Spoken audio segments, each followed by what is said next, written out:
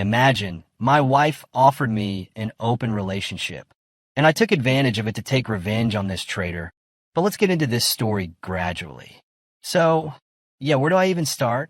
Melanie and I had been married for over a decade, and things were fine, I guess. Not bad, not great, just steady. You know how it goes. Routines, work, bills, maybe a movie on a Friday night if we're feeling wild. But, of course, fine wasn't good enough for Melanie. Apparently, fine is just another word for boring, at least according to her. And that's where this whole mess started. We hadn't had that passionate fire in a while. Yes, sex was less frequent. I'm not gonna lie, but I never thought it was a big deal. Honestly, I didn't think anything was wrong. Guess I missed the crisis memo she had sent to her own brain. At first, she dropped little hints here and there, subtle crap like, don't you think our lives could use a little more excitement? Or wouldn't it be fun to spice things up? I shrugged most of it off, figuring she was talking about like a vacation or trying a new hobby together. Stuff normal couples do. Then, one night, she hits me with this bombshell. We're sitting on the couch, half watching some Netflix series when she goes, Jake, I've been thinking, what if we opened up our marriage? I swear I thought I'd misheard her. Or maybe she was joking. An open marriage? Like sleep with other people and just talk about it over dinner? I'm not a prude or anything, but come on. This was Melanie, the woman who used to get jealous when a waitress smiled at me. And now, out of nowhere, she's pitching the idea of banging other dudes? I was floored. All I could get out was a stunned. What the hell are you talking about? But she was dead serious, laying out this whole speech like she'd been rehearsing it for weeks. It's about trying something new, bringing excitement back into our lives, she said. We'd still be committed to each other, but we'd have the freedom to explore, intimately. Yeah, intimately. She said that word like it was a menu item at a fancy restaurant, not the nuclear option for our marriage. I felt like I'd been punched in the gut. My brain was spinning. All I could think was, has she met someone already? Is there some guy in her life who's convinced her that this is a good idea? I started grilling her with questions. Is this about someone else? Who have you been talking to? Are you cheating on me already? But Melanie just sat there, cool as ice, deflecting every question like a pro. No, Jake, it's not like that. I just think it's something that could be healthy for us. A way to grow together. Grow together. Sure, because nothing says teamwork like sharing your spouse with strangers. Our conversations got more heated after that. Anytime I tried to bring it up, Melanie would shut me down, act like I was the crazy one for not being open-minded. She'd twist my words, make me feel like I was some old-fashioned caveman who couldn't get with the times. And let me tell you, every time she called me closed off or said I was afraid of change, it was like she was chiseling away at everything I thought our marriage stood for. I didn't know who to talk to about it. It's not exactly the kind of thing you bring up at a barbecue, you know? So I turned to my best friend, Luke. I told him the whole story, expecting him to be on my side, to say, yeah, man, that's messed up. But instead, he hit me with some new age crap about how a lot of couples are doing it these days, and how maybe I should just try to see things from Melanie's perspective. It could be an adventure, he said. An adventure. Yeah, like skydiving without a parachute. The worst part was that Melanie started acting like nothing had happened. She'd talk about this open marriage thing like it was a done deal, like we'd already agreed. She'd say stuff like, once we get into the swing of it, you'll see how good it is for us. We'll be closer. Trust me. And she'd have this infuriating smile on her face, like she was handing me some kind of twisted gift. I felt like I was the one losing my mind. It didn't help that she became more distant and preoccupied with herself. She'd spend hours in front of the mirror before work, picking out clothes that she never bothered with before. She'd get home late, claiming she was working overtime or grabbing drinks with colleagues. And all the while, she kept pushing this narrative that this was the way forward for us, the way to save our marriage. It was like living with a stranger who'd hijacked my wife's body, and every word she said felt like a dagger. There were nights where I'd lie awake, staring at the ceiling, wondering where everything had gone wrong. Was I really such a terrible husband? Did I miss the signs for years? Or was she just bored of me? Part of me wanted to grab her, shake her, and scream, How did we get here? But another part of me, a smaller and quieter part, was just tired. Tired trying to figure out what the hell she wanted. Tired of feeling like nothing I did was good enough. And the worst part? Knowing that no matter how much I pleaded, argued, or reasoned, Melanie was going to do whatever she wanted, with or without my approval. You ever try to convince yourself of something you know, deep down, is complete and utter bullshit? That's what I did. I spent weeks walking around like a zombie, replaying Melanie's words in my head over and over. I didn't want to agree to this open relationship crap. It felt like selling my soul to keep the peace. But at the same time, I was desperate to hold on to any piece of normalcy I could still find. I catch myself thinking, maybe I'm the one who's outdated. Maybe this is how marriages are supposed to evolve. Yeah, I know. Pathetic, right? Eventually, I caved. I don't even know how it happened. Maybe I just got tired of fighting, or maybe Melanie wore me down with her endless "we need this" speeches. One night I told her, fine, if this is what you want, then we'll try it. She was over the moon, of course, acting like I'd just agreed to a weekend getaway, not the complete deconstruction of our marriage. She wrapped her arms around me, kissed me, and whispered, "You won't regret this." The irony? That was the first time she'd touched me like that in months. It made me feel used, like she was playing a game, and I was just a pawn that finally moved the way she wanted. So I tried to play the role of the modern man, pretending that I was open to the idea, that I was all for it. But inside, it felt like something was rotting away. Every day, I woke up with a pit in my stomach, some combination of fear, anger, and self-loathing. But I tried to hide it. I wanted to be the guy who could go along with this, who could be cool with the new rules. I kept telling myself that maybe this would work, maybe it'd save what we had left. Except it didn't.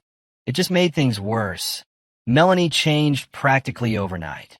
It was like she was suddenly seeing the world through a different lens, one where I didn't even exist. She started putting more effort into her appearance. Suddenly, she was going out of her way to look stunning. And I don't mean just put together, I mean full-on seductress vibes. Tight dresses, perfect hair, makeup that screamed, "Look at me." I'd watch her leave the house, and instead of thinking, "Wow, my wife looks gorgeous," I'd think, "Who the hell is she trying to impress?" I noticed the late nights, too. She started coming home later and later, always with some lame excuse. Work went long, or the girls and I grabbed a drink. But the excuses were so flimsy, it made me wonder if she even cared enough to lie properly. There were times when she'd waltz in, smile plastered on her face, and act like nothing was wrong. Ask me about my day like we were still that happy couple from years ago. I could barely look at her. It didn't take long for the suspicion to settle in. My gut was screaming at me, and I couldn't ignore it. There was no way this was all innocent fun. I knew Melanie well enough to sense when she was lying. The way she'd glance away when I asked about her day, the fake cheeriness in her voice.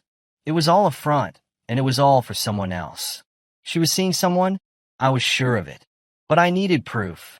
I needed to see it with my own eyes before I did something crazy, like confront her and end up looking like an insecure fool. So I did what any desperate guy would do. I followed her. One Wednesday night, I told her I was working late. She nodded, barely paying attention as she got ready for another night out with the girls. I sat in my car, parked a few blocks away, and watched. She walked out of the house looking like she'd stepped off a magazine cover. My stomach turned. I gave her a head start, and then I tailed her, staying back far enough so she wouldn't notice. She drove across town, and soon enough, I found myself parked outside a fancy restaurant, the kind we hadn't been to in years. And there he was, some guy, waiting for her by the door. Tall, cocky smile, like he was God's gift to the world. I watched as Melanie practically floated into his arms, greeting him with a hug that lasted a little too long. And the way they looked at each other, God, it felt like a punch to the gut. You know how you can tell when two people have that chemistry, that unspoken connection? Yeah, that's what I saw. She was giggling, twirling her hair, leaning in close as they talked. It was like I wasn't even a part of her life anymore. I stayed in my car, gripping the steering wheel so hard my knuckles turned white. A part of me wanted to storm in there, flip the table, drag Melanie out by her arm, and make a scene for everyone to see. But I didn't. I just sat there, watching as they shared a meal, sipped wine, and acted like they were the only two people in the world. When she came home later that night, she had the audacity to waltz in with this smile on her face. "Hey babe," she said, like everything was peachy. Like she hadn't just spent the last 3 hours swooning over some guy while I sat there, losing my mind. And I couldn't take it anymore. I didn't have the patience to play it cool or pretend I was okay with this crap. "Where the hell were you?" I spat out, unable to keep the venom from my voice. She gave me that rehearsed look of surprise, like I'd just asked the dumbest question in the world. "I told you, Jake. I was out with the girls." "Bullshit." I snapped. "You were with some guy. I saw you." The way her face fell, it was like she hadn't expected to get caught so soon. But she recovered quickly, her eyes narrowing as she got defensive. "Are you following me now?" "Jesus, Jake, what's your problem? We agreed to try this. You can't accuse me of cheating when we have an open marriage." An open marriage. She said it like it was some magical past that made all this okay. As if the minute I'd reluctantly nodded my head, it meant she could go out and screw around with whoever she wanted, no questions asked. I felt my anger boiling over, spilling out into the air around us. Open doesn't mean sneaking around behind my back. I never agreed to this. Her expression changed. Harder, colder. "Maybe you should make up your mind about what you actually want, Jake. Because this back and forth crap isn't working. You're either in or you're out." And there it was. A challenge. A dare to call her bluff. To end things once and for all if I couldn't handle her adventure. But I wasn't ready to make that decision. Not yet. So instead, I just stormed out of the house, slamming the door behind me, leaving Melanie standing there with that same smug look on her face. The look that said she was winning whatever sick game she thought we were playing. After that explosive fight with Melanie, I knew one thing for sure. I couldn't just sit there and let her play me for a fool. I couldn't unsee what I'd seen. My wife cozying up to some dude while I sat in the parking lot like a dumbass. I was angry, humiliated, and completely sick of pretending to be the understanding husband. You ever have that moment when you decide you've had enough? When something snaps inside, and you're just done trying to make sense of the madness. Yeah, that was me. I started thinking about how to turn the tables, to make her feel some of the pain she was dishing out. And what better way than to use her own twisted idea against her? "Fine, you want an open relationship? Let's see how you handle it when I'm the one having some fun." The idea felt dirty, sure. But the thought of seeing Melanie's face when she realized she wasn't the only one who could play this game, it kept me going. I threw myself into the dating scene, hoping to find someone who would be up for a little mischief. But it's not as easy as it sounds. Turns out, married life doesn't exactly prepare you for jumping back into the single world. At first, it was awkward. I was that guy at the bar, looking way out of place, fumbling through small talk with strangers. And don't even get me started on dating apps. Half of them seemed like scams, and the rest just made me feel out of my element. Every profile I swiped through was a reminder of how long it had been since I was out there. But I was determined. For weeks, I hit up bars, hung out at happy hours, chatted up women online, all while Melanie continued her adventures. It became a sick race to see who could open up the most, even if I wasn't honest about it. Still, it felt like I was trudging through mud. Most women were either freaked out by the idea of getting involved with a married guy, or they'd ghost me the minute they learned about the open marriage thing. Not that I blamed them. The whole situation reeked of drama. Then I met Samantha. I was about ready to give up when I found her on some app. Her profile was blunt. Nothing serious, just looking for a good time. I shot her a message, not expecting much, but we ended up clicking. She had this no-nonsense attitude, a sharp wit, and an easy laugh that felt refreshing compared to the whirlwind my life had become. We started chatting every day, and soon enough, we met up for drinks. Samantha was different. She had this confidence that was hard to ignore, like she didn't care what people thought. And when I told her about Melanie and the whole open relationship disaster, she didn't flinch. In fact, she leaned in, eyes bright with curiosity, and asked for all the details, what led up to it, how it made me feel, all of it. It was like she found the whole thing fascinating, like my mess of a marriage was some kind of juicy soap opera. I didn't know whether to be relieved or embarrassed. Let me get this straight, she said, swirling her drink as she processed everything. Your wife wants an open marriage, but then gets pissed off when you have a problem with her going out with some guy? Pretty much, I muttered, feeling a mix of shame and frustration. Samantha chuckled, shaking her head. Sounds like she wants all the fun without any of the consequences. Typical. That's when she dropped the idea. The crazy, brilliant, reckless idea that would turn everything upside down. Why don't you let her taste her own medicine? She suggested, leaning forward with a mischievous grin. Invite me over. Introduce me as your special friend. Then we'll just see how she reacts when things get cozy between us. She raised an eyebrow, waiting for my response. I was stunned. The audacity of it all. It was exactly the kind of chaos that Melanie had brought into our lives. And here I was being given a golden opportunity to shove it right back in her face. But I hesitated. I wasn't sure if I could go through with something like that. I mean, sure, I was angry, furious, even, but was I really the kind of guy who'd stoop to this level? And what would it solve, anyway? Don't overthink it, Samantha said, sensing my hesitation. You're not doing anything wrong. She opened this door.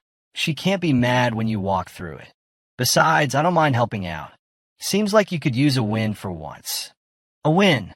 That's what it felt like. Honestly, finally getting the upper hand in a situation where I'd felt powerless for so long. After all, Melanie had practically dared me to go out and live this open lifestyle. So why not give her what she wanted? Or at least what she said she wanted. The more I thought about it, the more it made sense. If this was the game she wanted to play, then maybe it was time for me to play to win. So I agreed. We kept meeting up in the following weeks, me and Samantha. It started out casual, just drinks, talking, the occasional kiss. But as we spent more time together, the lines between revenge and something more started to blur. It felt nice, liberating even, like I was finally getting some of my dignity back. And Samantha? She was all in, completely up for the ride. She'd tease me about how things would go down, make jokes about the look on Melanie's face when she'd walk in and find us together. The plan was simple. I'd invite Samantha over for a small get-together, just her, me, and a few other friends. Then, when the time was right, I'd make my move, put my arm around Samantha, kiss her in front of Melanie, and watch the fireworks explode. It was all set up to be this big moment of revelation, a dramatic confrontation where I'd expose Melanie's hypocrisy for everyone to see. But as the day got closer, I started to get cold feet. Was this really me? Was I actually going to go through with it? Sure, Melanie deserved to be called out, but was I really going to make a public spectacle of our marriage falling apart? Every time I thought about it, I'd flip-flop between feeling like a badass Avenger and a complete scumbag.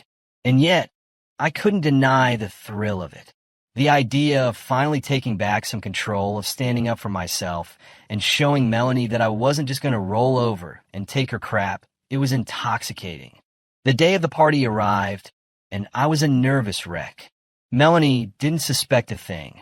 She left the house that morning like everything was normal, while I stayed behind to get everything ready. Samantha showed up early, looking stunning, of course, and ready to play her part. I could see it in her eyes, the excitement, the anticipation. And honestly, it was contagious. For the first time in a long while, I felt like I was in the driver's seat, like I had a say in how this story would end. When Melanie finally walked through the door, I was ready to watch her perfect little world crumble, ready to make her face the consequences of her freedom. And Samantha? She was ready too, right by my side, playing her role to perfection. But as soon as Melanie walked in, I realized something. No matter how much I prepared, nothing could have truly readied me for what was about to go down. The plan was set in motion, and as the hours ticked by, My nerves were on fire. I'd gone over the scenario 1,000 times in my head. Melanie walks in, sees me with Samantha, chaos erupts. But when the moment actually came, nothing could prepare me for what it felt like to face it all head on. It was like a train hurtling toward a crash, and I was standing right on the tracks, daring it to hit me. The party started off pretty tame. A few friends came over, beers in hand, casual laughter filling the living room. But it all felt like background noise. The only thing on my mind was what was going to happen when Melanie walked through that door. And Samantha, man, she played her part well. She was flirty, fun, magnetic. We shared glances across the room, little touches, knowing smiles. To everyone else, we were just two people vibing, maybe a little too friendly for a married guy, but nothing crazy. But to me, this was a game of high stakes, a game where I either win it all or lose whatever dignity I had left. Then it happened. I heard the keys jingling at the front door, and time seemed to slow down. Melanie stepped in, looking like she always did after work. Confident, a bit tired, but totally unsuspecting. For a split second, she wore this expression of surprise, like she'd forgotten I was having people over. And then she saw Samantha. She didn't blow up right away. That's what caught me off guard. Melanie's a smart woman. She doesn't just dive in without testing the waters. So instead of marching over and making a scene, she gave me this tight-lipped smile and walked around the room, saying her hellos, trying to act like she was cool with everything. It was almost impressive, the way she kept her composure. Almost. But I knew better. I saw the way her eyes flickered when she looked at Samantha. Cold, sizing her up, trying to figure out who this stranger was and why she was all over her husband. It was like watching a volcano on the verge of erupting, and all I could do was poke it a little harder. When Melanie finally made her way over to us, she gave me this fake, sugary smile and asked, "So, aren't you going to introduce me to your friend?" The tension was electric. You could feel the crackle in the air as she glared at Samantha, trying to make sense of this woman in her house. "Oh, this is Samantha," I said, trying to keep my voice casual, like this was all completely normal. She's my date for the night." I threw that word out there like a live grenade, knowing exactly how Melanie would take it. And it hit her like a punch to the gut. For a moment, her face went pale, like she couldn't process what she'd just heard.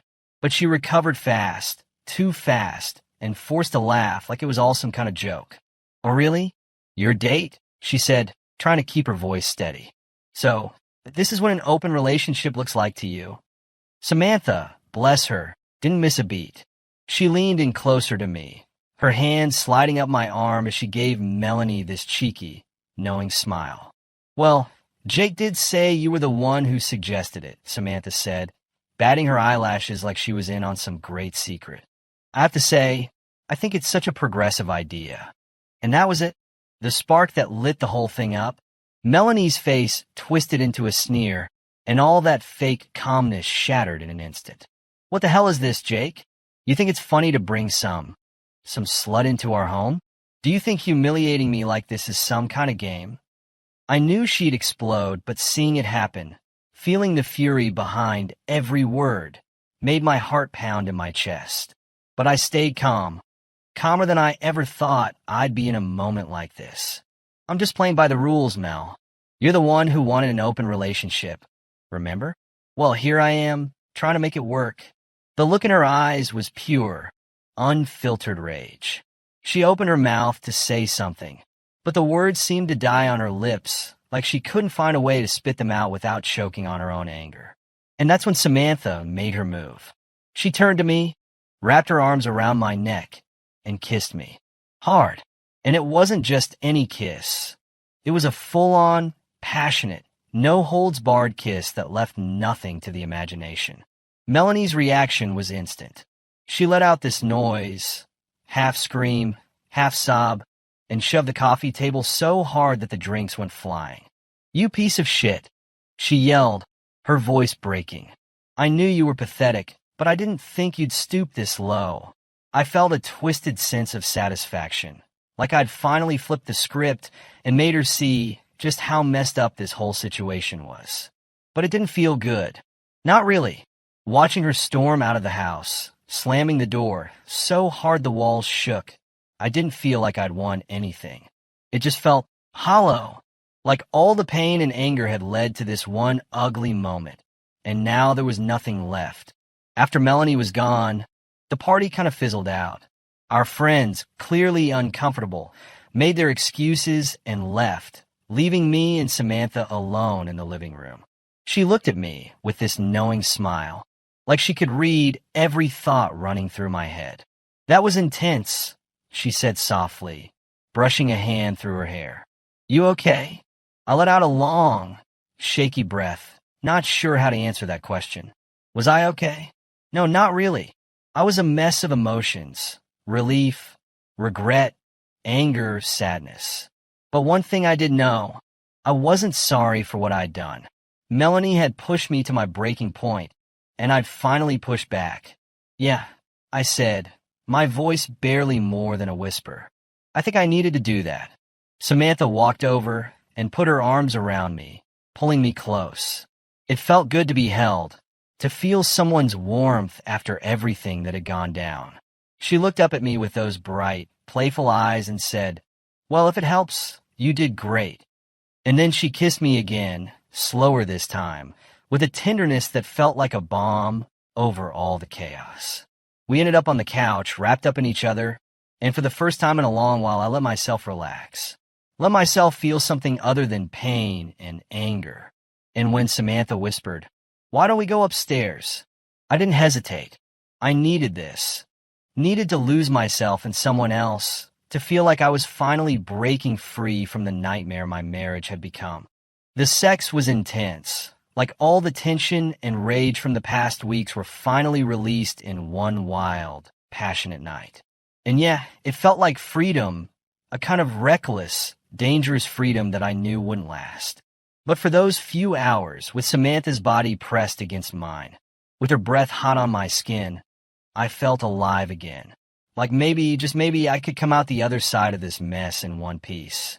The morning after the party, reality hit like a ton of bricks. It was that awful kind of clarity, the kind that only comes when the anger fades and you're left staring at the mess you've made. Melanie was gone. Not just out for a walk or a drive, but completely no texts, no calls, nothing. And I knew why. Last night had crossed a line, one we couldn't come back from. The thrill of revenge had been replaced by a sinking feeling, like I'd finally put the last nail in the coffin of our marriage. I spent the next few days in a fog, replaying the whole thing in my head. The kiss, the screaming, the slam of the door. I couldn't get Melanie's face out of my mind. How she looked when she realized what was happening, the raw fury and hurt in her eyes. And as much as I hated to admit it, I felt guilty. Guilty for putting on that show, guilty for dragging Samantha into it, guilty for being the man I never wanted to become. But at the same time, a part of me knew it was only the inevitable end of something that had already died. When Melanie finally came back, it wasn't with some apology or olive branch. No, she came in like a storm, demanding that we talk. I could tell by the look in her eyes that there was no going back to normal, no fixing what was broken. Her expression was sharp, every word dripping with contempt. "So this is who you are now, huh?" she spat out as soon as she walked in. "Some pathetic asshole who needs to put on a show to feel like a man?" I tried to stay calm, but the anger flared up just as quickly. "Don't you dare turn this around on me, Melanie. I did what you asked. This is what you wanted, remember? An open relationship? Or was that just an excuse to screw around behind my back?" "Oh, don't act all innocent," she shot back, practically shaking with rage. "You didn't have to do that. Bringing her here, flaunting it in my face. Do you have any idea how humiliating that was?" "Humiliating?" I yelled, finally losing it. "How the hell do you think I felt for months, Melanie? You think it's easy knowing my wife is out with some other guy, pretending it's all for the good of our marriage? Give me a break. You got what you asked for, and now you can't handle it." It was like we were speaking two different languages, and every word just fueled the fire. We shouted over each other, voices raised, cutting each other down with every chance we got. She accused me of being insecure, of ruining what could have been a beautiful new chapter for us. I threw her lies right back at her, calling her out for turning our marriage into some sick experiment. All the pent-up anger, all the resentment we'd both been carrying, it all came pouring out, louder and uglier than I'd ever imagined. By the end of it, we were both out of breath, standing there like boxers after the final round, neither willing to back down. And then came the silence, the deafening realization that there was nothing left to say. Maybe we should just end it, I said finally, the words tasting bitter in my mouth. Maybe we're better off without each other. Melanie didn't flinch. She just nodded, her jaw tight. Fine, let's get a divorce. And that was it. Years of marriage, a decade of memories, all reduced to one angry, impulsive decision. I could barely wrap my head around it as she walked out again, this time for good. I wanted to chase after her, to fix things, to take back every stupid word. But I didn't. I just stood there, feeling like the ground had disappeared beneath me. What followed was a blur of legal crap. Lawyers, asset division, paperwork. We split everything. The house, the savings, the stuff we collected over the years. And if you think that sounds clinical and easy, you'd be dead wrong. Every meeting felt like tearing open a wound. There were days when I'd leave the lawyer's office and just drive around for hours, not knowing where to go, my head spinning with all the what-ifs and regrets. Our friends? Well, they all picked sides just like I expected. Some rallied behind me, saying I was right to stand up for myself, that Melanie had pushed me too far. Others sided with her, calling me an asshole for the way I'd handled things, saying I'd gone too far with Samantha. It was like our entire social circle had been split down the middle, and suddenly everyone had an opinion on our marriage, like it was some reality show they could judge from a safe distance. And there was Melanie, of course, living her own life, far away from me. Last I heard, she'd moved in with the guy from the restaurant. Guess it wasn't just casual after all. She stopped reaching out, stopped trying to talk things out. Like she'd finally found what she was looking for, and I was just the old baggage she'd shed. Part of me felt a weird relief, like at least she wasn't pretending anymore. But another part of me, the part that remembered the good times, the part that still loved her despite everything, that part felt like it was dying. Starting over was rough. I moved out of the house. It felt tainted with too many memories, too much pain. I got a small apartment across town, far enough to not run into Melanie, but close enough that I couldn't completely forget she existed. I threw myself into work, tried to keep busy, to keep moving forward. But no matter how hard I tried to build a new life, the ghosts of the old one followed me everywhere. Every corner of that apartment felt empty. Every weekend stretched on forever, and I couldn't help but think about the life we'd had before it all fell apart. There were nights I'd scroll through my phone, staring at old photos, vacations, holidays, random moments of happiness. I'd wonder how the hell we'd gotten to this point. How we went from two people who couldn't keep their hands off each other to two people who could barely stand to be in the same room. And then I'd shove those thoughts down, try to focus on anything else, anything to keep from drowning in that pool of regret. I did see Samantha a few times after that night, but it wasn't the same. The passion, the excitement, it faded. She was a great distraction, don't get me wrong, but she wasn't who I wanted. She wasn't Melanie, and she knew it. Eventually, we drifted apart, and I didn't try to stop it. Maybe it was for the best. I needed time to heal, to figure out who the hell I was outside of that marriage, and dragging her through my mess wasn't fair. So here I am now, trying to pick up the pieces and figure out how to live this new life, this life without Melanie. Some days it feels like freedom, like a weight has finally been lifted off my shoulders. Other days, it feels like I'm walking through a haze, unsure of where I'm going, unsure if I'll ever really be okay again. But if there's one thing I know, it's that this isn't the end. The story's not over yet. And maybe, just maybe, there's still something good waiting for me on the other side. When I left town after the divorce, it felt like tearing off a Band-Aid. Painful, but necessary. I moved to a new city, started a fresh job, and just focused on living my own life for the first time in years. The new job wasn't anything special, but it was solid and it gave me structure. I found myself with free time I didn't know what to do with. So I tried everything: hiking, running, hitting the gym. It was like rediscovering who I was without the weight of a toxic marriage dragging me down. Samantha and I met up a few times, but it didn't take long to realize that whatever we had was built on shaky ground. She was great, but I knew I wasn't ready to dive into anything serious. Too much baggage, too much healing left to do. So we went our separate ways without much fuss. Nights were the hardest. I'd lie awake thinking about Melanie, but not the Melanie I fought with. More like the woman I married, the one who made me laugh and who I once couldn't imagine living without. But I had to keep reminding myself that it was over, that she was gone for good, and that was a choice we both made. Eventually, those thoughts stopped hurting so much. They just became background noise. And I came to understand something. Revenge was empty. It felt great in the moment, but afterward, all it did was deepen the wounds.